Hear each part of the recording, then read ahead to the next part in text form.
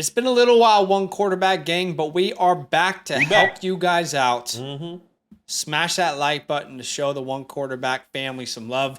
We're doing a rookie mock draft with a fresh new 7-round mock draft from Shane Hollum. These are the landing spots that we will be using today from Draft Countdown. That's right. You can check out the description if you want to follow along with the mock draft. But we'll be going back and forth.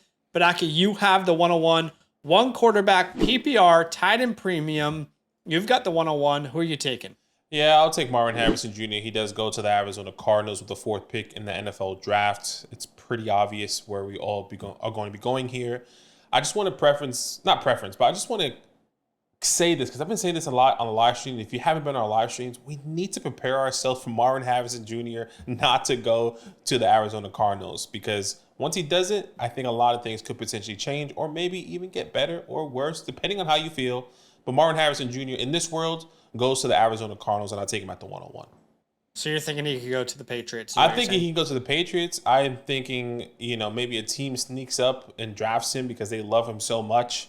What happens if, I doubt this happens, what happens if the Bears don't take Caleb Williams and they take Marvin Harrison Jr.? Like, that would be wild. And they take Marvin Harrison Jr. Anything can happen. Just be prepared. So Marvin did not really do anything at the combine. Neither did Malik Neighbors, but that isn't a reason to move these guys down any one draft boards. I will take Malik Neighbors here at the 102. He goes to the New York Giants, who are making big moves in free agency. And it looks like Daniel Jones will be their quarterback. We'll have to wait and see if anything were to change throughout the offseason. But at least Malik Neighbors is the unquestioned number one weapon in this offense. There's no one else competing for number one target share. He'll be the guy, probably seeing 130 plus targets as a rookie. I'll take him at the 102 in this one quarterback draft. Yeah, I love the landing spot there for Malik here. All right, my 3rd pick in this one quarterback mock, Rome Odunze, going to the New York Jets. Now, Rome did test at the NFL Combine, ran a 4.45, comes in at 6'3", 212 pounds. That's kind of exactly what we were hoping and expecting for. His stock definitely rises. He's going as a top 10 pick in the NFL draft. Before, we were saying, maybe top 15, top 10. But now he's solidified in the top 10. And I like the Jets as a landing spot, playing the wide receiver 2 or maybe 1, depending on how you feel with Garrett Wilson being there and Aaron Rodgers. But I think you can instantly see, fantasy success, at least until Aaron Rodgers is out of the New York Jets there, with being the 1-2 punch with Garrett Wilson. There's enough of the pie to go around in New York for it to be Garrett Wilson and Odunze. I think this could be perceived as like a bad thing for Garrett Wilson, but they need more than just Garrett Wilson there in the receiving core. It's just not enough. I agree. But tight end premium, that is going to push Brock Bowers ahead of a couple other names for me in a tight end premium. I'll take him here at the 104. He goes to the Colts. Don't love this landing spot, but don't love it at all. I'm going to trust the draft capital. I'm going to trust the premium, and I'm going to trust Shane Steichen to figure out how to use Brock Bowers in some really creative ways. We just saw Michael Pittman sign a long-term contract. I believe that if Brock Bowers enters this team, he has a chance to be the number one weapon at some point in the next couple of years. Mm-hmm. But at minimum, he'll be number 2. He's not behind Josh Downs on the pecking order. He's not competing with anyone else outside of Pittman for targets as that number 1 guy. Not to say that Downs will be irrelevant, but he's not going to stop Brock Bowers from breaking out. Yeah, I mean, honestly, can Anthony Richardson also take the next step in being a passer in a fantasy relevant perspective? We know he could be a great rushing quarterback, but can he excel in the next level as a passing quarterback? And hey, something that we all have to wait and see here. All right, at the 105, my next guy in my rankings, my wide receiver 4, that is Brian Thomas Jr. He does go to the Dallas Cowboys with the 24th pick in the NFL draft. And look, another guy who I think went above and beyond, 6'2", nearly 210, ran a 4.33 at the NFL Combine, was extremely fast. I would say he was top 3 in speeds, I think, behind Xavier Worthy, Adonai Mitchell, and I think it was Brian Thomas Jr. Correct me if I am wrong there. I think he was actually the second fastest wide receiver at 4.33. There you go. I think Adonai was 4.34. Okay, so look, second fastest. Brian Thomas Jr. to the Dallas Cowboys. and he takes over, I guess, this Michael Gallup role potentially, where he's this big body wide receivers. He gets the targets, in my personal opinion here. And if I'm not mistaken, Brandon Cooks is a free agent. He does sign a 1-year contract with the Dallas Cowboys. Definitely correct me if I'm wrong there, but I do like this landing spot here with Dak Prescott. I don't know exactly what Brandon Cook's contract is, but I do like the pick there. Mm-hmm. And I do think they need to think beyond Brandon Cooks long term. Yeah. So Brian Thomas off the board. I'm going to go Adonai Mitchell next. He goes to the Kansas City Chiefs with the 32nd pick in round 1. I don't think Mitchell will be on the board that late. I don't think so either. I don't think he'll last till round 32, but this is the world that we're currently living in. Adonai Mitchell complements Rashee Rice really, really well. Rice is more your after-the-catch athlete. Adonai is not a very good after-the-catch player. So this is someone that can stretch the field for you vertically. We saw him run a 4.34 40-yard dash, a 99th percentile athlete in RAS's database. That's pretty much going to lock him into a first-round pick. Now he gets to link up with Pat Mahomes. Travis Kelce getting older and older, so Mitchell and Rice could shoulder the load in the next couple of years. I'll take Adonai there at the 106. All right, the Buffalo Bills take Xavier Worthy, and he is my next pick here at the 107. Xavier Worthy, the fastest guy at the combine. We've seen Gabe Davis signing with the Jacksonville Jaguars, and they're moving on. They're getting the speed, the field stretcher on the next level. Doesn't have the size that Gabe Davis brings, but has the speed. And maybe that's exactly what they want to do here. And not only can he stretch the field, he can play in the slot. He can do multiple things. And that's exactly what we want to do here and see here for the Buffalo Bills here at the 107. So Xavier Worthy going with the 28th pick in the NFL draft.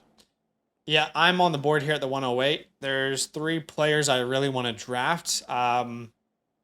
But I'm going to take the one before you take them. Trey Benson, my RB1 before the combine, my RB1 after the combine. He goes to the Giants in round 2. The Giants just signed Devin Singletary to a 3-year deal. But if they draft Trey Benson in round 2, you better believe Trey Benson's fighting for that RB1 job. Dominated the combine, 97th percentile athlete, 4.39 at 6 foot 216.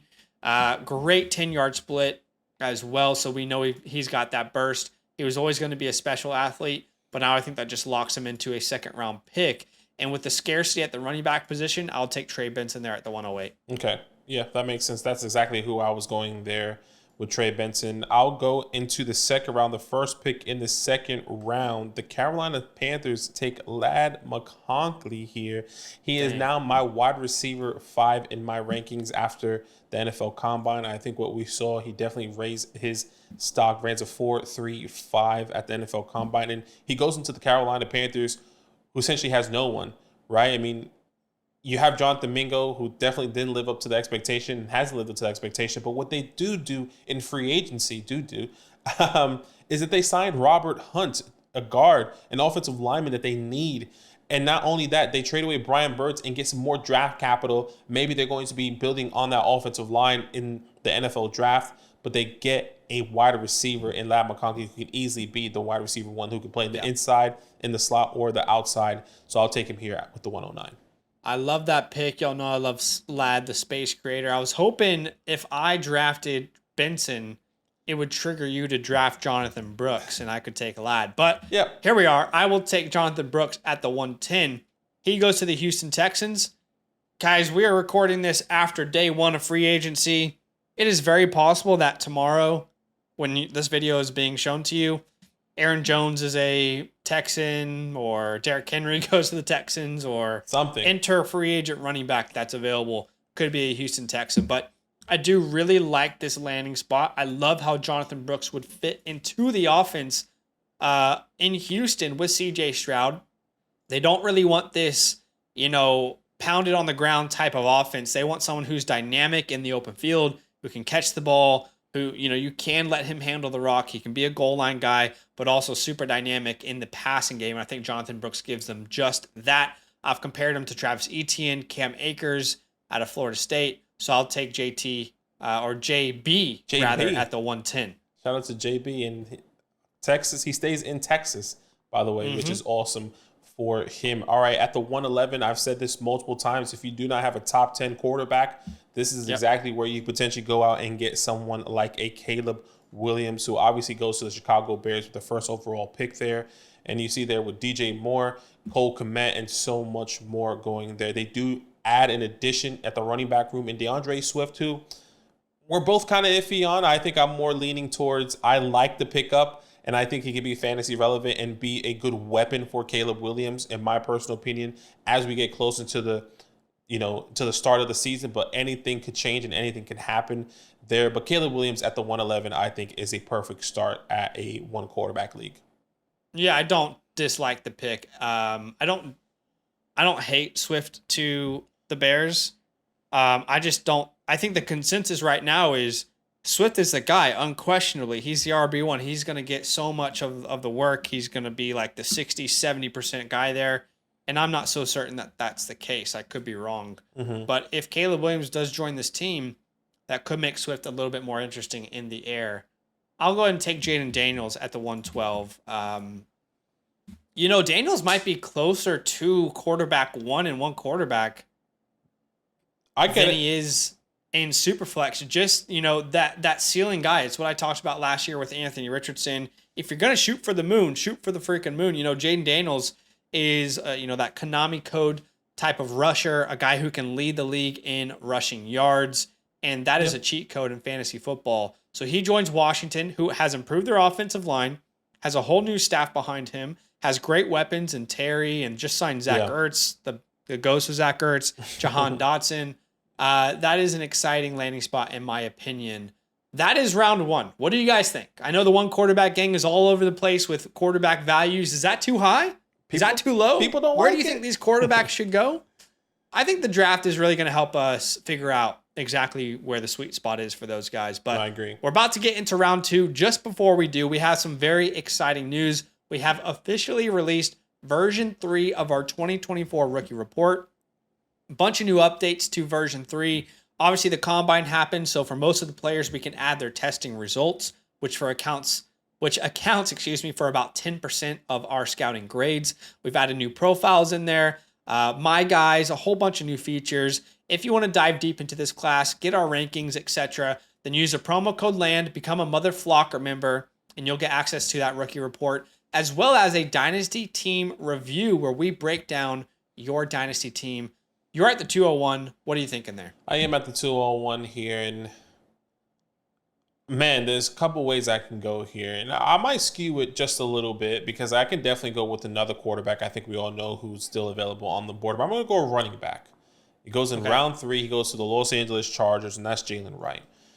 Yeah, I like it. When you understand all these other landing spots for some of these players, you're going to understand why. Jalen Wright gets a 3rd-round draft capital to the Los Angeles Chargers. Now you're probably saying, but Gus Edwards. They signed Gus Edwards to a two-year deal. A guy coming off an ACL tear who's 29 years old.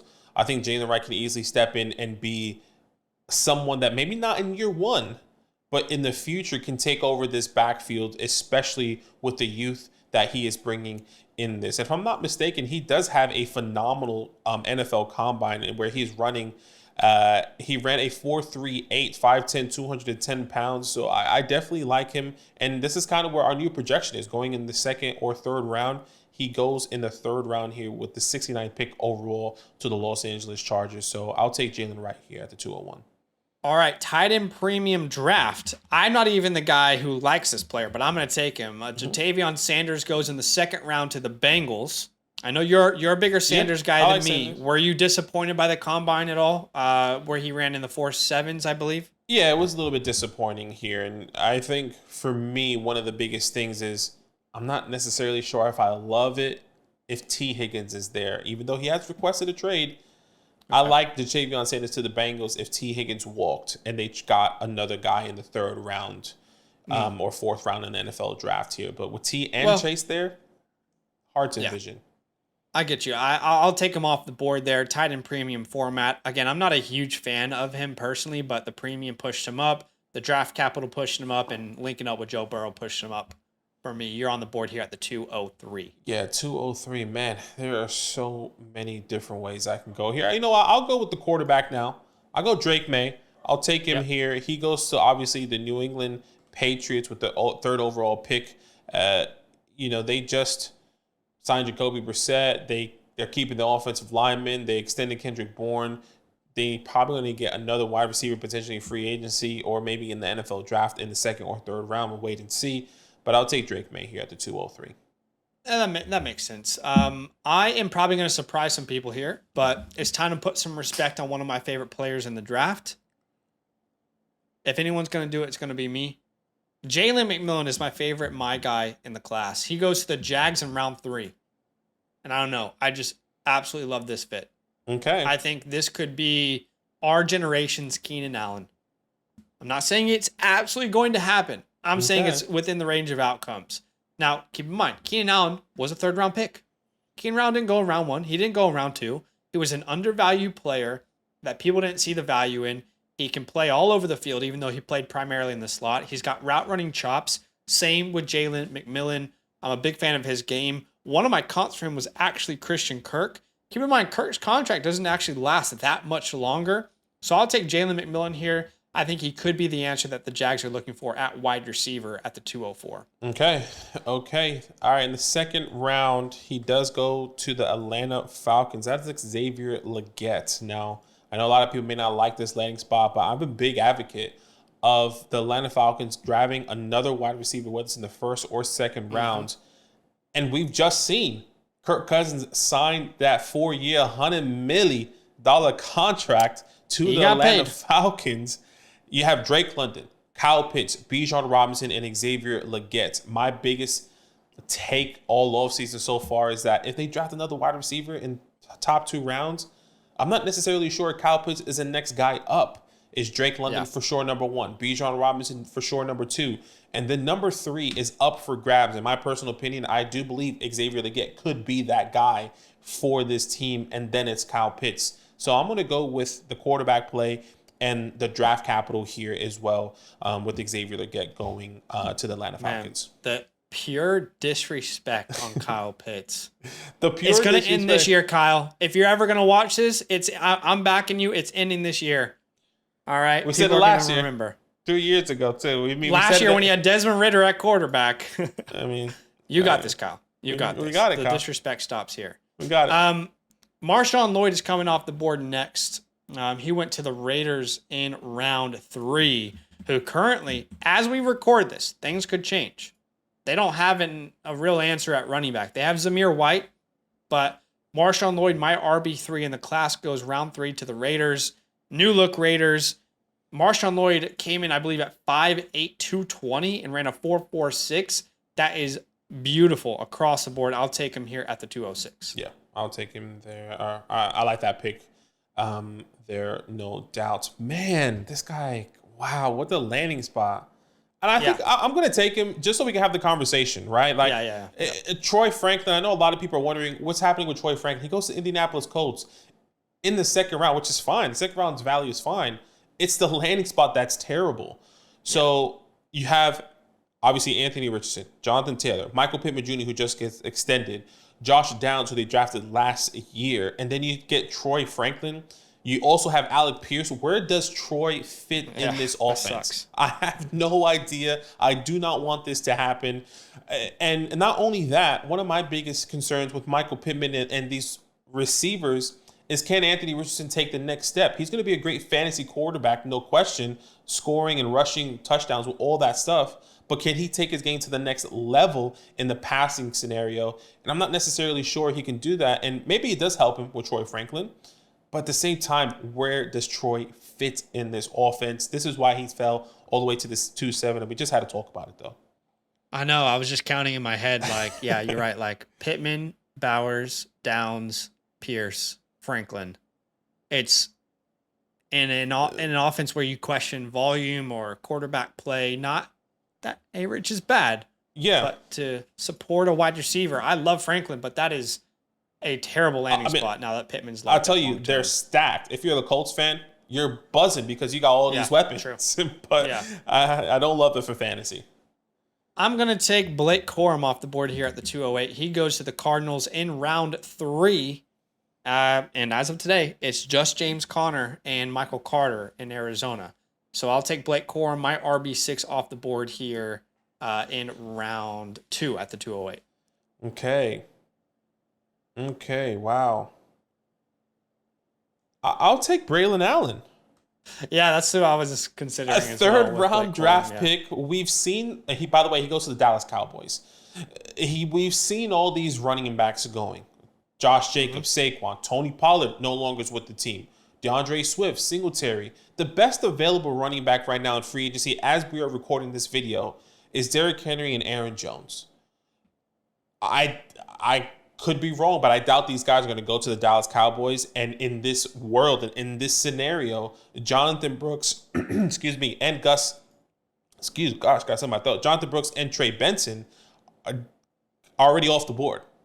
Yeah. So Braylon Allen easily steps into opportunity here for this Dallas Cowboys team. Still very young, and we can definitely see him, I would say, lead this backfield, no doubt, in touches in the running back room. So I think we're going to have to put some respect on his name if something like this does happen. Totally. Yeah, draft capital will be the biggest determinator of I agree. value. And I actually am working on a video which will be out on Monday for you guys, where I literally took like 4 to 5 hours and I researched the last 10 years and what draft capital actually means to fantasy success. Right. So I'm excited to bring that for you guys. For running backs, I only went the last 5 years because I feel like the NFL has changed a lot. But for quarterbacks and wide receivers and tight ends, that will be exciting. So we'll talk about what draft capital really means for rookie picks. But Keon Coleman's going to be my next pick. He goes in the second round to the Saints. I'm not a big Keon Coleman guy. I don't personally think he actually had a bad combine. I know we've had that discussion before. But they do need someone to complement Chris Olave. And if you're building a basketball team with wide receivers, we always talk about that. This is your power forward. Olave is your shooting guard. So I think it makes sense for that team. I don't know how much I can rely on him as an option, but I do like this pick. Michael Thomas moving on. A.T. Perry's a fine player, but he's not, that caliber. I'll take Keon Coleman here at the 210, who could very easily be the number 2 option behind Olave there. Okay. Yeah, I can definitely understand that. All right, I'm going to go with a guy that I really like. Haven't spoken about him too much. Malachi Corley goes in the third round to the Chicago Bears. Darnell Mooney is gone. You have DJ Moore, who's the wide receiver too. I'm not necessarily sure. In this world, it feels like it's going to be Malachi Corley with quarterback Caleb Williams there. And what do we like about Malachi Corley is the creativity that we could potentially see with the Debo-esque type of gadget player that he brings to an offense. He can easily be a good complementary wide receiver too on side of DJ Moore. DJ Moore is going to go out, get your every single day target, not every single day, but those targets that we saw with Justin Fields. But Malachi Corley brings something different, a little bit more dynamic. Now, he didn't test at the NFL Combine. He does come in at 5'11", 215 pounds. But, getting that third round draft capital to a team that clearly needs a wide receiver too, I think it's a phenomenal landing spot. I like the pick. I'm going to maybe make a surprise pick here. There's a lot of names we could talk about. I'm going to grab Ray Davis, who went to the Vikings in round 4. Mm-hmm. We love Sweet Baby Rays. Mm-hmm. And at the moment, Ty Chandler's the only running back there. Now, we've heard Aaron Jones could go to Minnesota. Mm-hmm. Obviously, this pick becomes dead if that's the case, and I would have to change it. But as of right now, with only Ty Chandler as a competition, I would go ahead and take Ray Davis there. Now we'll talk about all SNUB lists because obviously there are names that we couldn't fit into 2 rounds. It's such a deep class. Yeah. But what are some names that come to mind for you? Look, a guy that everyone loves is Roman Wilson. He goes to the Philadelphia Eagles in the second round. Where does he fit? They just acquired Saquon Barkley. He's going to be demanding targets. Not somebody that I'm really wanting to invest in. Yeah. You see Ricky Pearsall going to the Pittsburgh Steelers in the third round. Maybe if Deontay Johnson walks, we can have a different conversation. But if he doesn't, I'm not necessarily sure if I'm going to be wanting to invest in Ricky Pearsall. And then another guy here is Jalen Polk going to the Houston Texans. You have Tank Dell You have Nico Collins, and they just extend Noah Brown. Where does Jalen Polk fit into this offense now as well? It's going to be really tough to envision those three guys. Javon Baker I'd put in there as well. The Bucks, now that they have Godwin and Evans long term, that's tough. Tez Walker, a player that, you know, we are intrigued by, but goes to the Lions. Yep. And then 3 running backs that should have maybe been drafted, but just didn't find a fit in this mock. Estimate, Horindo, and Bucky Irvin to the Ravens. So that is the all snubs list. But hey, guys, do us a favor. Smash that like button. Let us know what you think in the comments below, and we'll see you very soon. All love. Now that those idiots are done talking, who needs some rankings? Hell yeah, I need some rankings. Then use promo code LAND, L-A-N-D, for 30% off any membership at flockfantasy.com. Oh. It's so easy, even your grandma could scan that QR code right there.